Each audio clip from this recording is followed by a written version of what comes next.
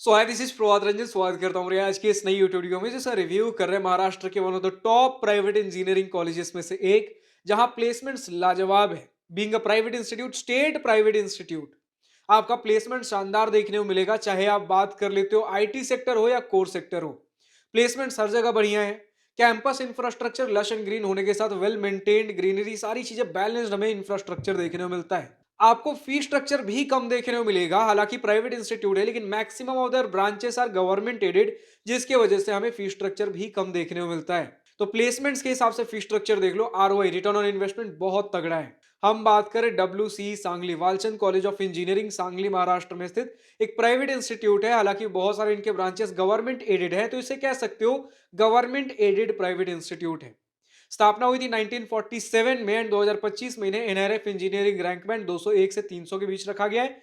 आज की इस वीडियो में प्लेसमेंट्स, एडमिशन प्रोसेस का, top fee structure, college and hostel life के साथ और बहुत सी चीजें कवर करेंगे। तो चलिए स्टार्ट करते हैं प्लेसमेंट डिटेल्स के साथ। सबसे पहले हमारे सामने एनआरएफ इंजीनियरिंग 2025 का रिपोर्ट है, जो कि इंस्टीट्यूट ने ऑफिशियली एनआरएफ के पास 2025 में सबमिट किया था, जिसमें 2024 पासिंग आउट बैच तक के प्लेसमेंट डिटेल्स देखने को मिल जाते हैं। अगर हम डेटा देखें, 2024 पासिंग आउट बैच में 436 कैंडिडेट्स ने बीटेक से ग्रेजुएशन कंप्लीट किया, 370 को प्लेसमेंट मिला, जो कि 85% का प्लेसमेंट परसेंटेज बनाता है। अब प्लेसमेंट्स हमने कैलकुलेट किया 436 कैंडिडेट्स के बेसिस पे, बट 436 कि वो कैंडिडेट्स हैं जिन्होंने 2024 में ग्रेजुएशन कंप्लीट किया।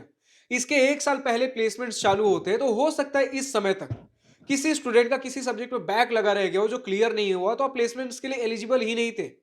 हो सकता है जब हर कंपनी आती है, बोलती है मुझे मिनिमम 6, 7, 8 सीजीपीए के ऊपर वाले ही कैंडिडेट्स चाहिए प्लेसमेंट्स में बैठने के लिए, एलिजिबल होने के लिए। किसी स्टूडेंट का कुछ ऐसा सीजीपीए बना कि किसी कंपनी के लिए एलिजिबल नहीं थे। चलो हर पैरामीटर्स पे एलिजिबल भी थे, इंटरेस्टेड नहीं थे। जैसे इसी डेटा में हमें 66 कैंडिडेट्स का हाईएस्ट स्टडीज का डेटा मिला, जिन्होंने हाईएस्ट स्टडीज के लिए परस्यू किया। हो सकता है किसी को startup, family, business, XYZ reason की वजह से इंटरेस्टेड ही नहीं थे। तो out of all eligible and interested candidates, placement percentage और बढ़ेगा। जैसे हमारे पास इंस्टीट्यूट के ऑफिशियल वेबसाइट पर एक डेटा दिया गया है जिसके ऊपर हम बढ़ेंगे, लेकिन वो 2023 पासिंग आउट कैंडिडेट्स का डेटा है। तो 2023 का भी अगर आप कैलकुलेट कर लो, 469 ने ग्रेजुएशन कंप्लीट किया, 424 को प्लेसमेंट मिला, 90% का प्लेसमेंट परसेंटेज इस डेटा से बन रहा है। लेकिन इंस्टीट्यूट ने जो ऑफिशियल वेबसाइट पर पब्लिश कर रखा है वो 95% का है। तो मान के चलते इंस्टीट्यूट ने ऑफिशियल वेबसाइट पर जो पब्लिश कर रखा है, जो अभी हम देखेंगे थोड़ी देर में, वो out of all eligible and interested candidates, placement में कितने स्टूडेंट्स बैठे थे, उनका डेटा है। तो वहां ब्रांच वाइज डेटा, सारी चीजें मिलेंगी। फिलहाल एनआरएफ का लास्ट डेटा हम देख लेते हैं। Median salary 2024 passing out batch के लिए क्या रहा? 9.24 एलपीए का, सभी बीटेक ब्रांचेस को मिलाकर overall median package. And median package and average package somewhat close ही होता है, जितना भी आपका प्लेसमेंट्स का। जब हम देखो मीडियन और एवरेज क्या होता है, मुझे नहीं लगता एक्सप्लेन करने की जरूरत है, लेकिन एक नॉर्मल ट्रेंड अगर हम पकड़ के चले, तो अमूमन तौर पे एवरेज पैकेज आपको 1-1.5 LPA ज्यादा ही देखने को मिलता है एवरेज मीडियन से। तो अब चलो ये सारी चीजें, average, placement percentage, branch wise सारी चीजें, हम इंस्टीट्यूट ऑफिशियल वेबसाइट का डेटा भी देख लेते हैं। तो जो 2022-23 का मैं डेटा बोल रहा हूँ, आप इंस्टीट्यूट ऑफिशियल वेबसाइट का आप डेटा देखो, 95% का प्लेसमेंट परसेंटेज सभी स्टूडेंट्स को मिलाकर। अच्छा, इसके आगे और कौन कौन से डेटा किस ईयर का है ये मेंशन नहीं किया गया, तो मान के चलते कि इन जनरल हर साल लगभग इसी के आसपास का रहता होगा। तो बोला गया लगभग 144 कंपनीज ने विजिट किया रिक्रूटमेंट प्लेसमेंट्स के लिए। 500 से ज्यादा ऑफर्स मिले थे। 500 से ज्यादा ऑफर्स मतलब भैया 450 कैंडिडेट्स, तो दिख रहा है कि टोटल कैंडिडेट्स ही 450 है। देखो मान लेते हैं कि दो कैंडिडेट्स है, ठीक है, दो कैंडिडेट्स प्लेसमेंट में बैठे। पहले कैंडिडेट को सिर्फ एक कंपनी की तरफ से ऑफर मिला, दूसरे कैंडिडेट को दो कंपनी से ऑफर मिला, ठीक है। तो इन टोटल 1+2 3 ऑफर्स मिले हैं टू कैंडिडेट्स को। हाँ, अब ये बंदा दोनों कंपनी में काम नहीं करेगा, किसी एक को चॉइस चूज करेगा किसमें इसे काम करना है, जो इसे बेस्ट लग रहा होगा। तो इस प्रकार से नंबर ऑफ ऑफर्स काउंट किए जाते हैं। अब अगर इसके अलावा देख लो, देन हमारे पास डेटा है 10.75 एलपीए का एवरेज पैकेज रहा। तो अभी हमने देखा मीडियन समवेयर अराउंड 9.24 था और एवरेज 10.75, लगभग 1.5 एलपीए ज्यादा है आपका एवरेज पैकेज ओवरऑल मीडियन से। 150 लैक्स पर एनम का आपका हाईएस्ट पैकेज बताया जा रहा है, जो कि 1.5 करोड़ बनता है। इसके अलावा ब्रांच वाइज अगर प्लेसमेंट्स देख लेते हो, 100% का कंप्यूटर साइंस में, 98% का इंफॉर्मेशन टेक्नोलॉजी में, मानकर चलते हैं out of all eligible and interested candidates हैं, ठीक है। इसी प्रकार आप mechanical 95, electrical 92, electronics engineering 92, civil engineering 92% देख रहे हो। और एवरेज पैकेज भी स्टूडेंट्स का यही कहना है कि भैया अगर कंप्यूटर साइंस के अंदर चले जाए 10 से 12 एलपीए तक का एवरेज पैकेज मिल जाता है। बाकी सारे कोर सेक्टर में भी अगर आप जाओगे 6 से 8 एलपीए के बीच में अमूमन तौर पे आपको एवरेज पैकेज देखने को मिल ही जा रहा होता है। तो इस प्रकार का सिनेरियो। बाकी क्योंकि ये ब्रांच वाइज एवरेज पैकेज का डेटा ऑफिशियल नहीं है, तो इसमें अगर स्टूडेंट्स को और कुछ ऐड ऑन करना हो, आप कमेंट सेक्शन में लिख सकते हो। हम बढ़ते हैं अपने अब एडमिशन प्रोसेस के सेक्शन पे, which is as simple as that. जो भी महाराष्ट्र के कैंडिडेट्स हैं उनके लिए एमएचटी सीईटी और जेई मेन दोनों का एंट्रेंस एग्जामिनेशन है, और जो आउटसाइड महाराष्ट्र कैंडिडेट्स हैं उनके लिए सिर्फ और सिर्फ जेई मेन का माध्यम है। रीजन भी जो एमएचटी सीईटी का एंट्रेंस एग्जामिनेशन है वो सिर्फ जो भी इस इंस्टीट्यूट में एमएसटी सीईटी के एंट्रेंस एग्जामिनेशन के बेसिस पे सिर्फ होम स्टेट कैंडिडेट्स के लिए सीट्स भरे जाएंगे। जेई मेन के बेसिस पे ऑल इंडिया कोटा सीट्स है, जिसपे Maharashtra as well as outside Maharashtra candidates दोनों एलिजिबल होते हैं। तो किन्हें कौन से एग्जाम को प्रेफर करना है, क्योंकि महाराष्ट्र कैंडिडेट्स के पास जेई मेन और एमएसटी सीईटी दोनों है ऑप्शन, बट एमएसटी सीईटी सिर्फ होम स्टेट कैंडिडेट्स के लिए, तो कॉम्पिटिशन यहाँ पर कम है। तो for Maharashtra candidates it is recommended कि आप एमएसटी सीईटी सीट्स के थ्रू जाओ। बट अगर इनकेस एमएसटी सीईटी आपका बढ़िया नहीं गया है, रह गया था, छूट गया था, कुछ गड़बड़ हो गई, तो जेई मेन स्कोर भी यूज कर सकते हो। बट आउटसाइड महाराष्ट्र कैंडिडेट सिर्फ जेई मेन आपके लिए ऑप्शन बनता है। तो अब एमएसटी सीईटी किनको देना है, जेई मेन के बेसिस पे किनको देना है, तो एंट्रेंस एग्जामिनेशन की बात होगी। बट काउंसलिंग सभी के लिए एक ही है, which is cap counselling, CAP। तो अपना अपना आप एंट्रेंस एग्जामिनेशन का स्कोर लेकर आइए एंड कैप काउंसलिंग में अप्लाई करिए, उसी के बेसिस पे आपको कॉलेजेस एंड ब्रांचेस अलॉट हो रहे होंगे। हम बढ़ते हैं अब अगर हमारे कट ऑफ की सेक्शन पे।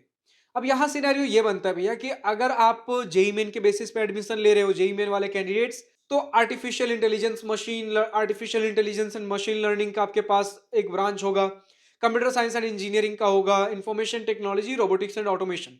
ये सारे हमें कुछ ऑप्शंस देखने को मिले हैं and somewhere around 96 to 97 percentile पे क्लोज हो जा रहे होते हैं। सेफ साइड के लिए आप 97 परसेंटाइल लेकर चलो। वहीं अगर हम एमएसटी सीईटी वाले कुछ कट ऑफ्स के बारे में बात कर ले, जो एमएसटी सीईटी के बेसिस पे अप्लाई कर रहे हैं, तो अब यहाँ डिपेंड करेगा किस ब्रांच में एडमिशन ले रहे हो। जैसे कंप्यूटर साइंस इंजीनियरिंग वगैरह 1 से 2000 रैंक तक क्लोज हो जाता है, ये एमएसटी सीईटी रैंक्स है आपके, ठीक है। 1 से 2000 रैंक तक computer science engineering, artificial intelligence, machine learning, information technology and related branches अगर चलोगे, तो ये लगभग 2 से 3000 रैंक तक क्लोज होते हुए दिख जाएंगे।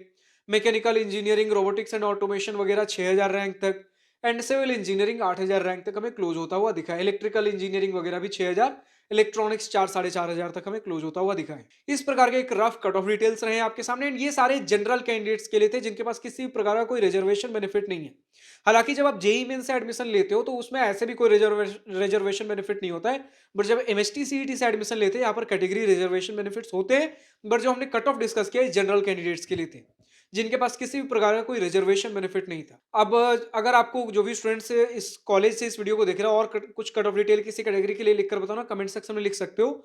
हम बढ़ते हैं अगर अपने फीस स्ट्रक्चर की सेक्शन पे। फीस स्ट्रक्चर कुछ इस प्रकार बनता है आपका कि अगर तो आप एडेड वाले सीट ले रहे हो, गवर्नमेंट एडेड सीट ले रहे हो या फिर अनएडेड सीट ले रहे हो, कुछ सीट्स अनएडेड वाले हैं, जैसे हमने जेई मेन के बेसिस पे जो देखा था वो सारे अनएडेड वाले सीट्स हमें देखने को मिले। बाकी गवर्नमेंट एडेड हो या नॉन एडेड हो, दोनों ही केस में जो आपका मैक्सिमम फी स्ट्रक्चर बन सकता है, मैक्सिमम का कॉन्सेप्ट समझाता हूं, बट मैक्सिमम फी स्ट्रक्चर पढ़ाई लिखाई का 4 साल के अंदर 3.5 लाख रुपए से लेकर 4 लाख रुपए। एडेड वाले सीट्स के लिए 3.5 लाख रुपए मान के चल लो, एंड अनएडेड के लिए 4 लाख रुपए मानकर चल सकते हो। बहुत ज्यादा वेरिएशन नहीं है, दोनों ही केस में फी स्ट्रक्चर हमें अफोर्डेबल ही देखने को मिलता है 4 साल के अंदर। जिस प्रकार के प्लेसमेंट अभी हमने थोड़ी देर पहले देखे हैं, तो आरओआई तो तगड़ा है यार।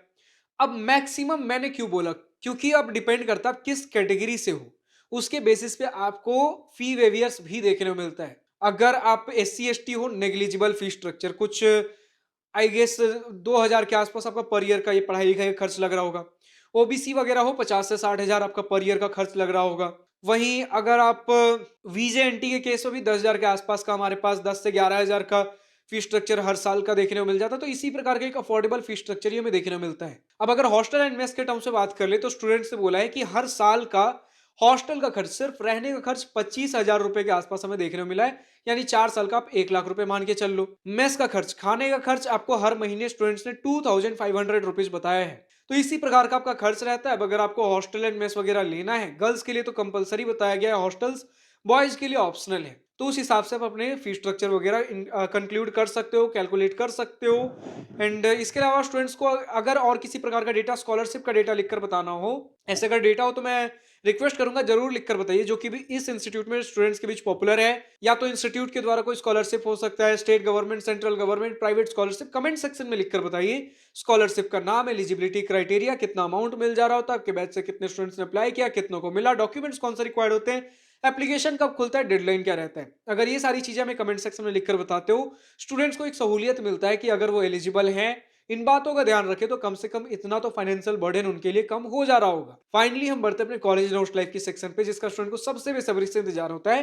तो कैंपस यार आपके एक टीयर 2 लाइक सिटी में इंस्टीट्यूट देखने को मिलेगा। सांगली आपका एक डिसेंट सा मॉडरेट सा हमारा शहर है, बहुत ज्यादा भीड़ भाड़ नहीं है, क्राउड नहीं है, आपको देखने को मिलेगा।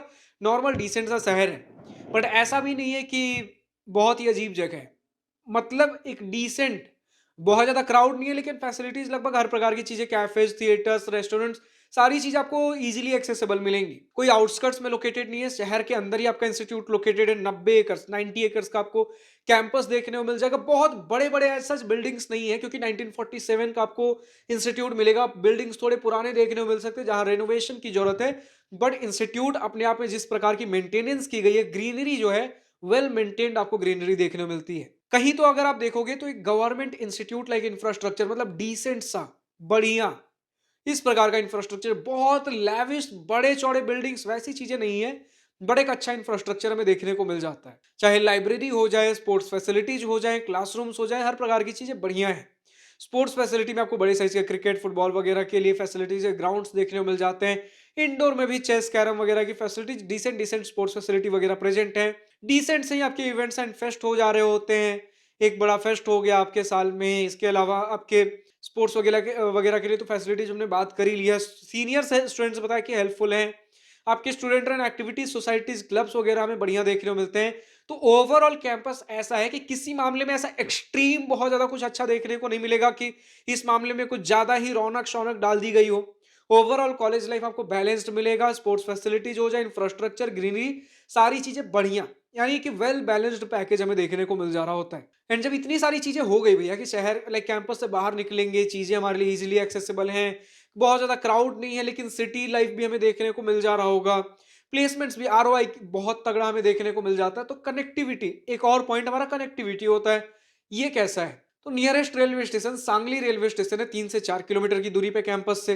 नियरेस्ट मेजर एयरपोर्ट आपको पुणे में देखने को मिलेगा, 230 किलोमीटर पे। इसके अलावा कोल्हापुर आपका एक्चुअल नियरेस्ट एयरपोर्ट है 50 किलोमीटर पे, लेकिन मेजर एयरपोर्ट चाहिए पुणे जाना होगा 230 किलोमीटर। एंड लोकेशन आपका अफोर्डेबल, स्टूडेंट फ्रेंडली, अफोर्डेबल आपको लोकेशन देखने को मिलेगा। हॉस्टल के टर्म्स में मैक्सिमम स्टूडेंट्स का डेटा मिला है 4 शेयरिंग रूम्स। मतलब एक रूम में 4 लोग रहोगे, 2 बंक बेड्स आपको देखने को मिलते हैं। Bunk beds in the sense, नीचे एक बेड है, उसके ऊपर एक बेड है, तो 2 इस तरीके के सेटअप होंगे। एक रूम में 4 लोग रह रहे होंगे। तो हॉस्टल के टर्म्स में स्टूडेंट ने बोला भैया थोड़ी साफ सफाई और हो सकती थी, थोड़ी और लाइक फैसिलिटीज, वाईफाई, इंटरनेट के टर्म्स में थोड़ा और बेहतर हो सकता था, बट ठीक है। मेस का खाना भी गुड इनफ देखने को मिला है, बहुत ज्यादा एवरेज ही स्टूडेंट ने बताया, बहुत ज्यादा कुछ शिकायतें नहीं है, बहुत ज्यादा बढ़ चढ़ कर भी नहीं है। डिसेंट सा हमें मेस का खाना भी देखने को मिला है। तो इंस्टीट्यूट इसी प्रकार है। बाकी ओवरऑल चीजें, लैब्स वगैरह सारी चीजें हमें बढ़िया ही देखने को मिली है। गर्ल्स के लिए इन टाइम, हॉस्टल के इन टाइम लगभग 9 बजे के आसपास बताया गया। रात के 9 बजे से पहले पहले गर्ल्स को हॉस्टल के अंदर लौट आना है। वहीं बॉयज के लिए कुछ लोगों ने 9:30 से 10 बजे का बताया, तो कुछ लोगों ने बोला है बॉयज के लिए ऐसा कोई स्ट्रिक्ट टाइमिंग फॉलो नहीं होती है। तो बॉयज के लिए थोड़ा नाइट लाइफ और बेहतर देखने को मिल जाता है। कैंपस के बाहर कुछ फूड स्टॉल्स वगैरह मिल जाएंगे, जो कि रात के 10:30 बजे तक खुले हमें देखने को मिल जाते हैं। ऐसे और अगर कैंपस से दूर जाओ, और भी बहुत सी चीजें एक्सप्लोर करने के लिए मिल जाएंगी। गर्ल्स के लिए हॉस्टल कंपलसरी बताया गया है, लेकिन बॉयज के लिए ऑप्शनल है। तो आसपास में, और अगर आपको हॉस्टल्स पसंद नहीं आ रहे, तो आसपास में रेंटेड रूम, पीजी, फ्लैट्स वगैरह लेकर रह सकते हो, जो कि अगेन एक ठीक ठाक अफोर्डेबल रेट पे हमें देखने को मिल जाते हैं। तो कैंपस तो हमारा इसी प्रकार का है। अब जो भी स्टूडेंट्स डब्ल्यूसी सांगली से इस वीडियो को देख रहे हैं, अभी तक का आपका अपना experience, exposure, pros and cons, positive and negative points of this institute, कुछ भी अगर लिखकर बताना हो, कमेंट सेक्शन में खुलकर लिख सकते हो। इसके अलावा मेरी किसी बातों से सहमत या असहमत हो, अगर आपको लगता है मैंने कोई पॉइंट रॉन्ग, मिसिंग या आउटडेटेड इन्फॉर्मेशन दिया, कमेंट सेक्शन में लिखकर बताइए सही डेटा क्या है। मैं अपनी तरफ से best of the best information provide करने की कोशिश करता हूं। अगर कुछ रह जाता है, आप लिख दिया करो यार। हमारा मेन मुद्दा यह है कि हमारे स्टूडेंट्स को, आपके आने वाले जूनियर्स को सही से सही, सटीक से सटीक इन्फॉर्मेशन मिलना बेहद जरूरी है, या तो मेरे द्वारा या फिर आपके द्वारा। अब जो भी स्टूडेंट्स और किसी दूसरे कॉलेज का वीडियो देखना चाहते हैं, कमेंट सेक्शन में लिखकर बताइए नेक्स्ट वीडियो किस इंस्टीट्यूट का चाहिए। एंड अगर आप खुद किसी दूसरे इंस्टीट्यूट से इस वीडियो को देख रहे हो, अगर आपको भी अपने इंस्टीट्यूट का इसी प्रकार का एक वीडियो चाहिए, कमेंट सेक्शन में डिमांड करिए। अगर डिमांड होगी हम जल्द से जल्द कवर करेंगे, वरना आप अपने इंस्टीट्यूट से बात करिए कि हमें रीच आउट करें। डिस्क्रिप्शन में हमारा जीमेल आईडी दिया गया, pravatar729@gmail.com। हमें रीच आउट करें फॉर स्पॉन्सरशिप, स्पॉन्सर्ड वीडियो, जिसके अंतर्गत हम आपके इंस्टीट्यूट को जल्द से जल्द कवर करेंगे। आपको जिस प्रकार का डेटा हाईलाइट करना है भी, हमारे इंस्टीट्यूट में ये सारी चीजें हैं, लोगों को अवेयरनेस नहीं, हम हर प्रकार का डेटा हाईलाइट करेंगे लेकिन क्रॉस चेक फैक्ट वेरीफाई करने के बाद, क्योंकि हमारा मेन मुद्दा यह है कि हमारे स्टूडेंट्स को फर्क नहीं पड़ना चाहिए वीडियो स्पॉन्सर्ड या नॉन स्पॉन्सर्ड। उनके लिए सारे वीडियोज उतने ही रॉ, रियल एंड अनबायस्ड होने चाहिए। फिलहाल आज के इस वीडियो में इतना ही। अगर वीडियो पसंद आया हो तो लाइक शेयर दिल खोल करिएगा, और अगर कुछ दिल की बातें, कुछ मन की बातें लिखकर बतानी हो या पूछनी हो तो कमेंट सेक्शन आप ही के लिए तो है। Thank you for watching this video. Goodbye, nice day, wish you all the best for future, enjoy journey.